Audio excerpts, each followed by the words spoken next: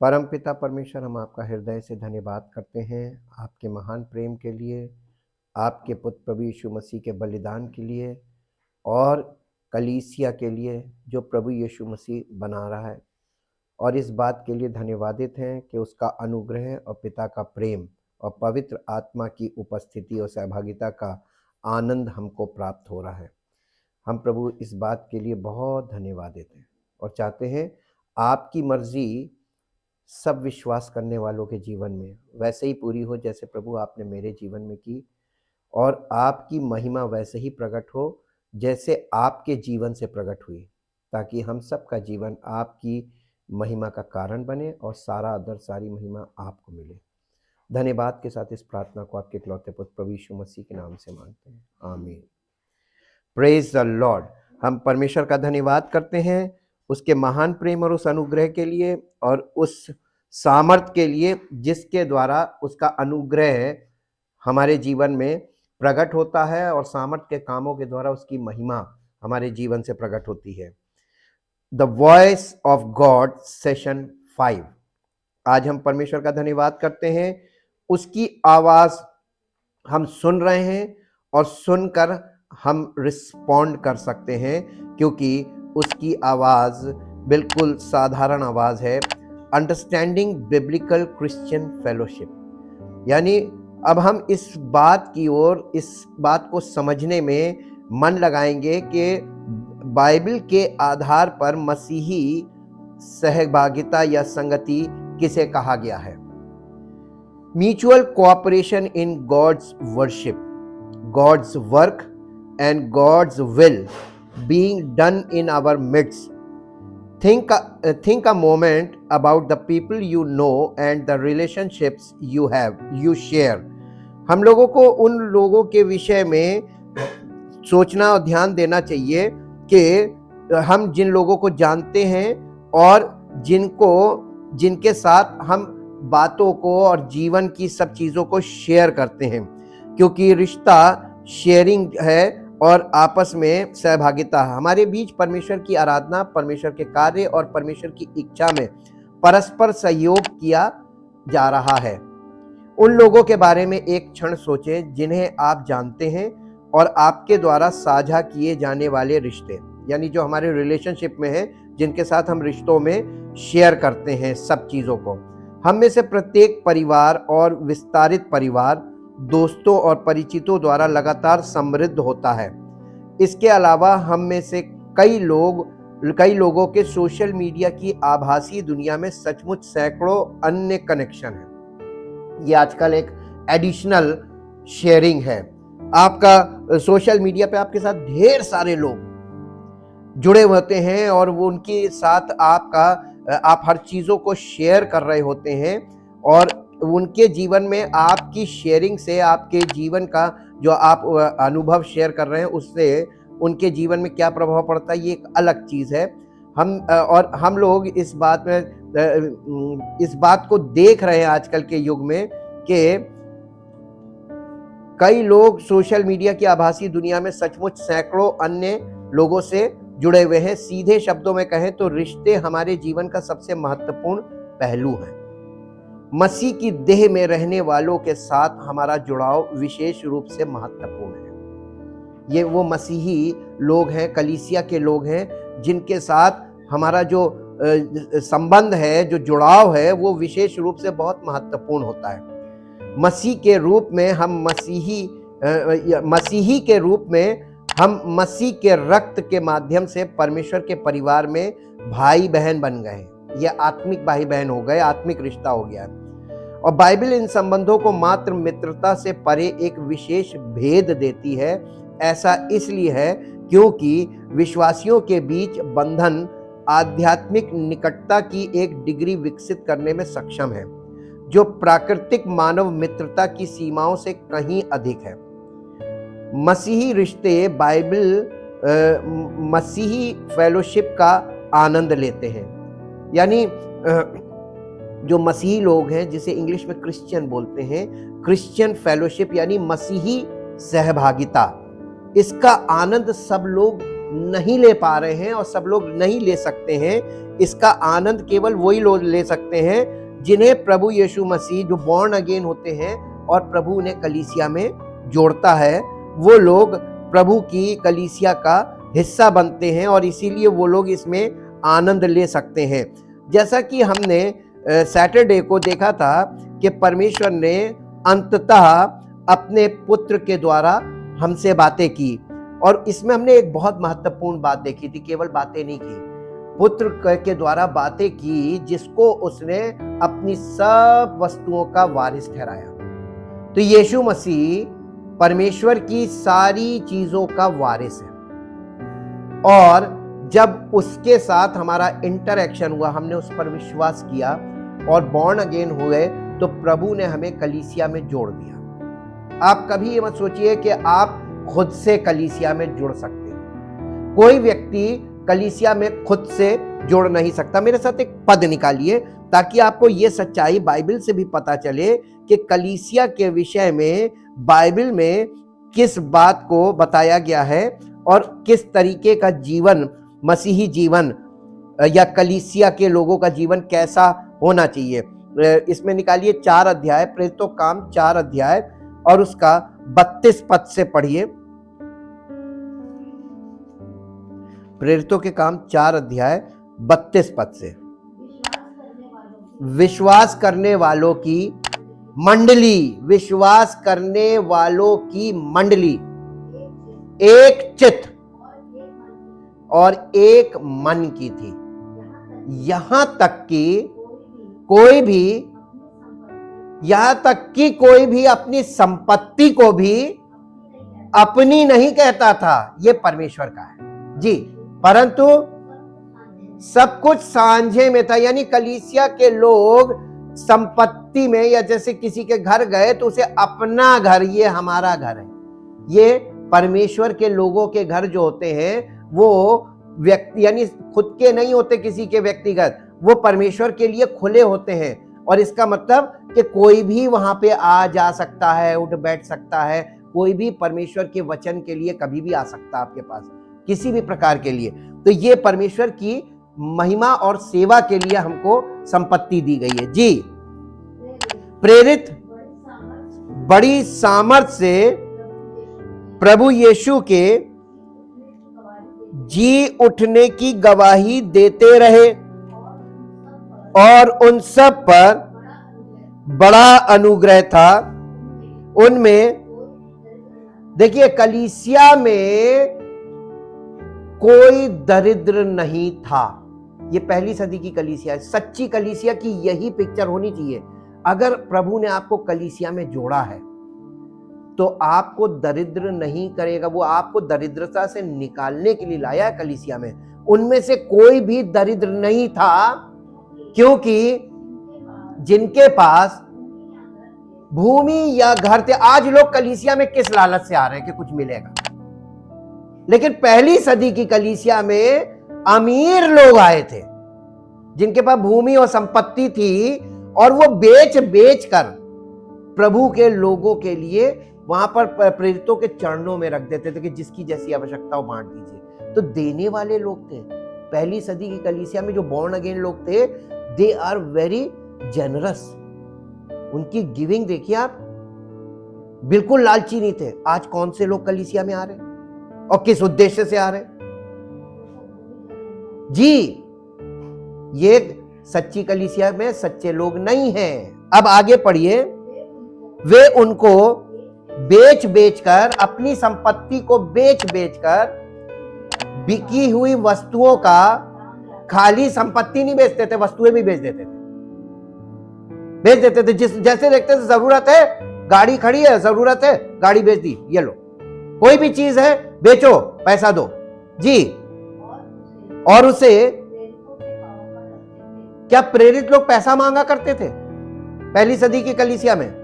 एक बार भी आपको कहीं किसी प्रचार में या किसी बात में आपको ये नहीं मिलेगा कि कहीं पर भी प्रेरितों ने किसी से पैसे के लिए उभारा हो कि आपको पैसा देना है। ये तो प्रभु का आत्मा बॉर्न अगेन लोगों में आ जाता है और परमेश्वर की इच्छा और योजना काम करने लगती है और वो खुद से ये काम कर रहे थे। पहली सदी की कलीसिया देख रहे हैं और आज की कलीसिया और पहली सदी की कलीसिया कंपेयर करके देखिए, आसमान और जमीन का अंतर हो गया जी। और जैसी जिसे आवश्यकता होती थी उसके अनुसार हर एक को बांट दिया करते थे। हाँ, अब ये वाला पार्ट हम छोड़ेंगे।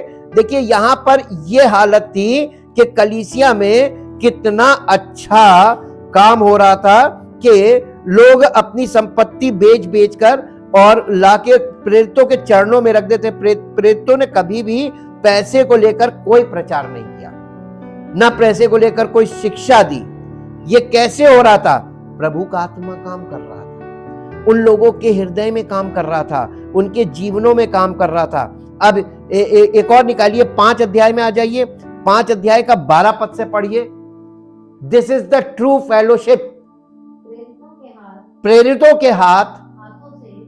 के हाथों से बहुत से चिन्ह और अद्भुत काम लोगों के बीच में दिखाए जाते थे। वो नहीं दिखाते थे, प्रेरित नहीं दिखाते थे, प्रेरितों के द्वारा। इसका मतलब कोई और था जो प्रेरितों के द्वारा काम कर रहा था। वो कौन था? मसीह का, यही तो परमेश्वर का पुत्र है। पुत्र का आत्मा काम कर रहा कि नहीं? उसने कहा I will build my church and now we can see clearly he is building his church. कैसे वो अपनी कलीसिया में काम कर रहा है। हाँ, प्रेरितों के हाथों से बहुत चिन्ह और अद्भुत काम लोगों के बीच दिखाए जाते थे और वे सब यानी कलीसिया के सब लोग एक चित होकर सुलेमान के ओसारे में, कहा? ओसारे का मतलब होता वरंडा, एक ओपन प्लेस थी वरंडा। उस वरंडे में वहां पर एकत्रित हुआ करते थे। कलीसिया कहां एकत्रित होती थी? वरंडा में, ओसारे में। आज तो बिल्डिंगों में है। प्रभु के पास कभी बिल्डिंग प्रभु ने ली नहीं है। पुराने नियम से नए नियम तक हमने अध्ययन करके देखा कि परमेश्वर की योजना में और परमेश्वर के प्लान में बिल्डिंग नाम की कोई चीज ना थी इन द ओल्ड टेस्टमेंट, ना थी इन द न्यू टेस्टमेंट, और आज भी नहीं है in the age of the Holy Spirit. आज भी नहीं है जी। परंतु औरों में से किसी को, देखिए बहुत से लोग जो आसपास थे, वो कलीसिया जब जमा होती थी तो वो दूर से देखते जरूर थे और उनमें से किसी को ये हियाव ना होता था कि उनमें नहीं, यानी लोग आना चाहते थे, कलीसिया में जुड़ना चाहते थे, लेकिन उनके पास इतनी हिम्मत नहीं होती थी कि हम कैसे जाएं। हिम्मत नहीं होती थी। ये है, this is the true Christian fellowship, जहां लोगों की हिम्मत नहीं होती थी उसमें जाके मिल जाने की कि हम उसमें जुड़ जाएं। लेकिन प्रभु जोड़ता है। कलीसिया में जोड़ता कौन है? जो उद्धार पाते जाते थे, प्रभु प्रतिदिन उन्हें कलीसिया में जोड़ देता था। कलीसिया का मतलब प्रेरितों के साथ जोड़ देता था। प्रेरितों से शिक्षा पाने और संगति रखना सीखो। और ये थी ट्रू क्रिश्चियन फेलोशिप। और यही यीशु मसीह ने कहा मैं बनाऊंगा। तो ये अगर यीशु मसीह नहीं शुरू करता और बनाता है तो ये बन नहीं सकती। ये मानव वर्क नहीं है, ये इंसानी काम नहीं है। आप कॉन्सेप्ट लेकर अपनी कलीसिया शुरू कर सकते हैं, लेकिन उसमें सब कुछ होगा। लोग होंगे, भवन होगा, वस्तुएं होंगी, सब कुछ होगा, लेकिन मेन चीज नहीं होगी। ना उसमें जीवन होगा और ना पावर होगी। और ऐसी कलीसियाओं की वो गिनती नहीं करता। इसको कलीसिया नहीं मानता परमेश्वर। हमें सीखना है। कलीसिया में और भीड़ में अंतर है। झूठी कलीसिया और सच्ची कलीसिया, प्रभु की कलीसिया और मनुष्य की कलीसिया में अंतर है। कलीसियाएं कैसे बन रही हैं, कैसे चल रही हैं, यहां पर लिखा है और बहुतों को औरों में से किसी को यह हियाव ना होता था कि उनमें जा मिले। तो भी लोग, आगे पढ़िए, और आजकल दूसरे लोग जुड़ना तो दूर छोड़ है, वो आपका विरोध कर रहे हैं। क्यों कर रहे हैं विरोध? इसका मतलब उस जमाने में भी लोग विरोध करना चाहिए था ना, तो उस जमाने में विरोध क्यों नहीं किया, आज क्यों कर रहे हैं? इसका मतलब आज लोग ठोकर खा रहे हैं, आज लोगों को कुछ गलत दिख रहा है जो नहीं होना चाहिए, इसलिए हो रहा है। और लोग उनसे, क्या लिखा है, तो भी लोग उनकी बड़ाई करते थे। विश्वास करने वाले बहुत से पुरुष और स्त्रियां प्रभु की कलीसिया में बड़ी संख्या में मिलते रहे, यहां तक कि लोग बीमारों को सड़कों पर ला लाकर खाटों और खटोलों पर लिटा देते थे कि जब पतरस आए तो उसकी छाया ही इनमें से किसी पर पड़ जाए। यरूशलेम के आसपास के नगरों से भी बहुत लोग बीमारों और अशुद्ध आत्माओं के सताए हुओं को ला लाकर इकट्ठे होते थे, और सब कौन करता था? प्रभु यीशु मसीह, मसीह का आत्मा। तो अब ये बताइए, मसीह का आत्मा सबको चंगा कर देता था? कभी उसने किसी का धर्म परिवर्तन किया? कभी किसी से किसी की जाति पूछी? परमेश्वर जाति पूछ के काम नहीं करता है। परमेश्वर अपनी योजना के अंतर्गत काम करता है, और परमेश्वर समस्त मानव जाति से प्यार करता है। यहाँ पे ये सब सिद्ध है, परमेश्वर का प्रेम सिद्ध है, परमेश्वर की सामर्थ्य सिद्ध है, परमेश्वर का ये कलीसिया के द्वारा सब चीजें प्रकट की जा रही थी। आज ये नहीं हो रहा है, आज लोगों को गलत शिक्षाएं दी जा रही हैं, और इसलिए लोगों को ठोकर लग रही है। एक पद निकाल के पढ़िए जो आपको मिलेगा, पहला कुरिन्थियों उसका पहला अध्याय, उसका पहला अध्याय और 9 पद पढ़ दीजिए।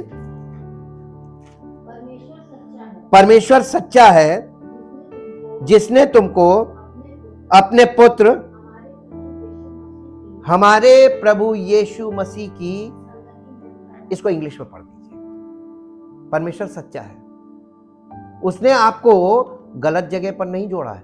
अगर आप यीशु मसीह की कलीसिया में, उस कलीसिया में जिसे यीशु मसीह बना रहा है, अगर आप वहां पे जोड़े गए, प्रभु ने जोड़ा है, आप नहीं जुड़े। अपनी आप से आप कभी जुड़ना भी चाहेंगे, नहीं जुड़ पाएंगे। God is faithful, reliable, trustworthy and therefore ever true to his promise. वो हमें अपने वायदों में हमेशा सच्चा है जी। And he can be depended upon by him. You were called into companionship या कम्युनियन जी, and participation with his son. आप कलीसिया में क्यों जोड़े गए हैं? ताकि आप परमेश्वर के पुत्र के साथ पार्टिसिपेट करें, नॉट फिजिकली बट स्पिरिचुअली। आपकी आत्मा मसीह की आत्मा के साथ पार्टिसिपेट करे या कम्यून करे। जो कोई प्रभु की आत्मा, प्रभु की उपस्थिति में रहता है, वो उसके साथ एक आत्मा हो जाता है। ये प्रोसेस है। जितना आप उसकी आपकी आत्मा आपके शरीर में है, और आपकी आत्मा को शरीर के बिना आप ला नहीं सकते कलीसिया में, और प्रभु आपको कलीसिया में जोड़ता है, शरीर को, ताकि आपका मन और आपकी आत्मा वहां पर पवित्र आत्मा के साथ या मसीह की आत्मा के साथ कम्यून करे। हालेलुया। लेकिन ये कम्यूनियन डेवलप कैसे होता है? आत्मा का सीधा शरीर से कोई संबंध नहीं है, लेकिन आत्मा का प्राणों के साथ संबंध है, और प्राणों में माइंड, विल, इमोशन, ये 3 चीजें होती है। ये प्राण है। और अगर आपके प्राण को वो रिन्यू ना करे तो ये स्पिरिचुअल कम्युनियन आप कभी अनुभव नहीं कर पाएंगे। हालेलुया। इसलिए पौलुस ने कहा, रोमियो की पत्री 12 अध्याय उसका पहला और दूसरा पद पढ़िए।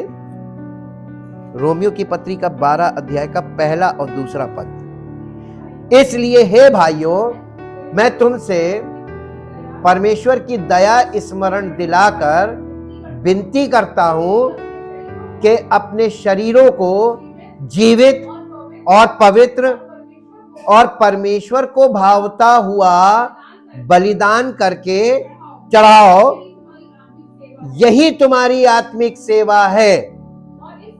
और इस संसार के सदृश ना बनो, परंतु जब आप कलीसिया में ऐसे डेडिकेटेडली जुड़ जाते हैं in the body of Christ, वहां पे पार्टिसिपेट करने लगते हैं, वहां पर आप कनेक्ट हो जाते हैं, ज्वाइंट हो जाते हैं, तब आपके अंदर क्या चीज शुरू होती है? Renewal of mind. आपके मन में परिवर्तन का काम शुरू होता है, रिन्यू करता है। आपने मालूम है, हम लोग ये स्टडी करते आए कि वो कैसे अपना काम शुरू करता है। उसने कहा, मैं तुम्हारे हृदय को, पत्थर के हृदय को निकाल कर तुम्हें मांस का हृदय दूंगा और तुम्हें नया मन दूंगा। तो नया मन, न्यू माइंड। तो ये न्यू माइंड कैसे होता है? ये रिन्यूइंग माइंड है। माइंड जो है वो रिन्यू होता है through the word of God by the power of the Holy spirit in the body of Christ. और इसी के लिए आपको प्रभु की संगति में बुलाया गया है। ये फिजिकल नहीं, ये स्पिरिचुअल संगति है। और आपको स्पिरिचुअली इसको अंडरस्टैंड करना है, स्पिरिचुअली फॉलो करना है और स्पिरिचुअली ग्रो करना है। हालेलुया। और एक पद और निकाल लीजिए जो आपको मिलेगा, पहला यूहन्ना उसका पहला अध्याय और उसका 3 पद। पहला यूहन्ना उसका पहला अध्याय और उसका 3 पद। जो कुछ हमने देखा और सुना है उसका समाचार तुम्हें भी देते हैं, इसलिए कि तुम भी हमारे साथ सहभागी हो और हमारी ये सहभागिता पिता के साथ और उसके पुत्र यीशु मसीह के साथ है। किस के साथ है? कलीसिया में जब आप आ रहे हैं तो आपकी सहभागिता किस के साथ है? पिता के साथ और उसके पुत्र प्रभु यीशु मसीह के साथ है। और ये डबल पावर हो गई, पिता का प्रेम और यीशु मसीह का अनुग्रह और पवित्र आत्मा की उपस्थिति और सहभागिता। देखिए ये वाला सर्किट पूरा हो रहा है कि नहीं हो रहा है? अब जल्दी से आ जाइए दूसरा कुरिन्थियों उसका 13 अध्याय, आखिरी अध्याय है और 13 अध्याय का 14 पद है मेरे ख्याल से। प्रभु यीशु मसीह का अनुग्रह और परमेश्वर का प्रेम और पवित्र आत्मा की सहभागिता तुम सब के साथ होती रहे। हो जाए नहीं, एक बार का वन टाइम एक्ट नहीं है ये, होती रहे। तो आप आते रहेंगे तो ऐसा होता रहेगा, और आप कभी कभी आएंगे तो कभी कभी होगा, और आप नहीं आएंगे तो नहीं होगा। पिता का प्रेम नहीं मिलेगा, प्रभु यीशु मसीह का अनुग्रह नहीं होगा, और पवित्र आत्मा के द्वारा जो कार्य होना वो नहीं होगा। इंग्लिश में पढ़ दीजिए इसको, ये बहुत इंपॉर्टेंट है, इसलिए इसको इंग्लिश में भी देखेंगे। Thank you Jesus. 2 Corinthians chapter 13, the grace, favor and spiritual blessings, blessing नहीं, blessings of the Lord Jesus Christ and the love of God and the presence। देखिए पवित्र आत्मा के साथ आपकी प्रेजेंस, पवित्र आत्मा उपस्थित है। क्या आप पवित्र आत्मा की उपस्थिति में उपस्थित है कि नहीं? कई बार पवित्र आत्मा तो उपस्थित है लेकिन विश्वासी एब्सेंट है। तो love of God the father and the grace of Jesus Christ आपके जीवन में कैसे मिलेगा, कैसे प्रकट होगा? आप चाहते सब कुछ है और आपके अंदर ये रूटीन अभी तक नहीं बना कि नहीं हमको इस समय कहां होना चाहिए जी। एंड फेलोशिप, देखिए फेलोशिप का मतलब बाइबल में क्या है मालूम है? आज हम इसी बात को सीख रहे हैं। The Christian fellowship means the communion and sharing together and participation in the Holy spirit be with you all. यानी पवित्र आत्मा के द्वारा पिता का प्रेम और प्रभु यीशु मसीह का अनुग्रह हमको पवित्र आत्मा के द्वारा शेयर करने के लिए प्रभु उपस्थित होता है, उसका आत्मा, और हम एब्सेंट होते हैं तो ये चीजें हमसे शेयर नहीं कर पाता है। अब आप अपनी उपस्थिति को देखिए कि कितना आप उपस्थित होते हैं, कितने रेगुलर हैं और कितने आप इर्रेगुलर हैं, और उससे आप उन लोगों को देखिए जो रेगुलर हैं और उनकी लाइफ में देखिए कि कितने वो ब्लेसिंग पा रहे हैं, और आप अपने आप को देखिए कि आप कितने इर्रेगुलर हैं, इररिस्पॉन्सिबल हैं, और आपको देखिए कितनी ब्लेसिंग नहीं मिल रही। आप तरस रहे चीजों के लिए, आप परेशान हैं, जूझ रहे हैं, हर चीज को प्राप्त करने का शारीरिक तौर पर पूरा प्रयास कर रहे हैं, क्यों नहीं मिल रही? प्रभु तो अपने प्रेम करने वालों के लिए सब कुछ उसने तैयार कर रखा है, लेकिन हम इस फेलोशिप से इसको हम हल्के में लेते हैं और इसीलिए परमेश्वर की आशीषें हमें नहीं मिलती। Thank you, thank you, thank you Lord. परमपिता परमेश्वर, हम आपका हृदय से धन्यवाद करते हैं आपके पवित्र वचनों के लिए और पवित्र आत्मा की उपस्थिति और सहभागिता के लिए। सौभाग्यशाली हैं वो लोग जो इस सहभागिता का आनंद प्राप्त करते हैं। ऐसी सहभागिता में आने का अवसर उन्हें मिल रहा है। चाहते पिता परमेश्वर लोगों के अंदर ये समझदारी आए ताकि वो ये समझ जाएं कि कलीसिया में वो जुड़ नहीं सकते, लेकिन प्रभु उन्हें जोड़ रहा है। जितने लोग बॉर्न अगेन होते जाते हैं उनको कलीसिया में वो कनेक्ट करता जा रहा है, अपनी स्पिरिचुअल बॉडी में हिस्सा बना रहा, अंग बना रहा है, ताकि हम सबका कलीसियाई तौर पर हमारा जीवन परमेश्वर के पुत्र यीशु मसीह की महिमा का कारण बने, हम उसके स्वरूप में परिवर्तित हों और उसके महिमा का कारण हो। सारी महिमा उसको मिले। इस प्रार्थना को आपके इकलौते पुत्र प्रभु यीशु मसीह के नाम से मांगते हैं, आमीन। Praise the Lord.